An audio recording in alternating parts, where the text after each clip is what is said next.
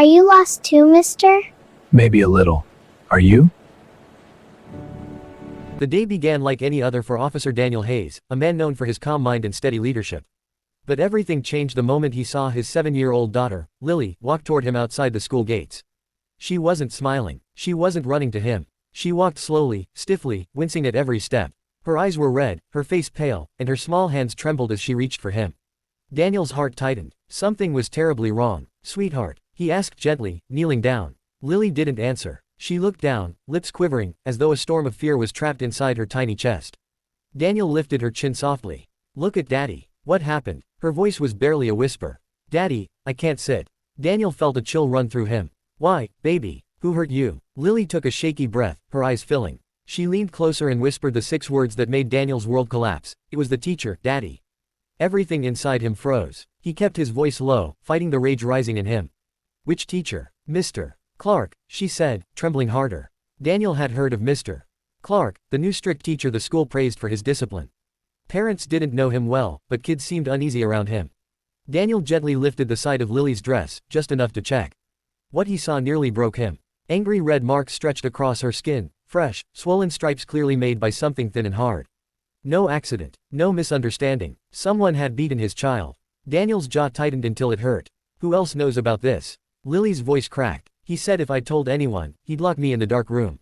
Something inside Daniel snapped. He placed her carefully in the car, wrapped her in her blanket, and kissed her forehead. "Daddy's here now. I won't let anything happen to you again." Lily grabbed his hand weakly. "Daddy, there are other kids." Daniel froze. "What do you mean?" "They cry too," she whispered. "He tells them not to tell." That was the moment Daniel became more than a father. He became a storm. He grabbed his radio. "This is Officer Hayes. Immediate units to Jefferson Elementary. Child assault by staff. Send everything." Sirens filled the air within minutes. 30 patrol cars swarmed the school. Officers jumped out, forming a perimeter.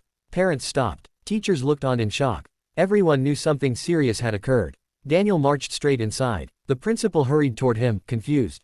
"Officer Hayes, what is going on?"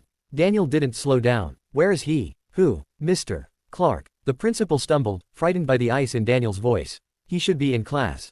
Daniel didn't wait. He pushed through the hallways until he reached the classroom. Without hesitation, he kicked the door open. Students gasped. "Mr. Clark" looked up, startled.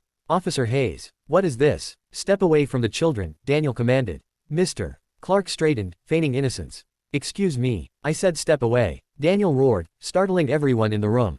Mr. Clark raised his hands slightly. "You need to calm down and tell me what." "My daughter," Daniel growled. "Lily. She came home with marks across her body. Fresh bruises. She said you did it." Mr. Clark blinked, then scoffed. "Children lie all the time." Daniel stepped closer, eyes burning. "My daughter doesn't lie. And you threatened her." A muscle twitched in Mr. Clark's jaw. "It was enough. You're under arrest." Mr. Clark tried to run, but officers grabbed him, cuffing him as students were escorted out.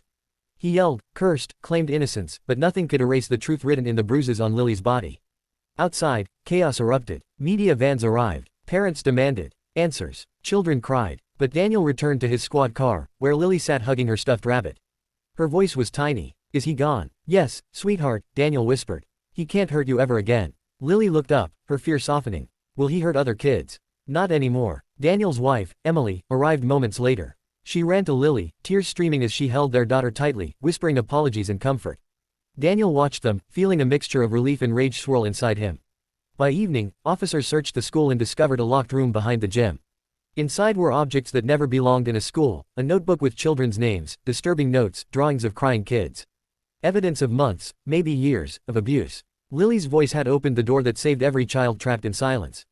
That night, after full statements were taken, after social workers offered support, after the district promised sweeping reforms, Daniel carried Lily to bed. She held his hand tightly. "Daddy, did I do something good?" Daniel felt tears rise for the first time that day. "You did something brave, something no one else could. You saved others." She smiled softly, the first real smile he had seen since the morning. "Will you stay with me?" "All night," he whispered. "And every night you need me." As Lily slept, peace finally settling in her breath, Daniel stood guard at her door. The house was quiet, the porch light soft. He knew that no matter how many years passed, he would never forget the moment his daughter whispered, "It was the teacher." Because that was the day a child's voice shook an entire city. That was the day a father learned courage doesn't always wear a badge, it sometimes trembles in the voice of a child who dares to speak the truth. And that truth saved lives.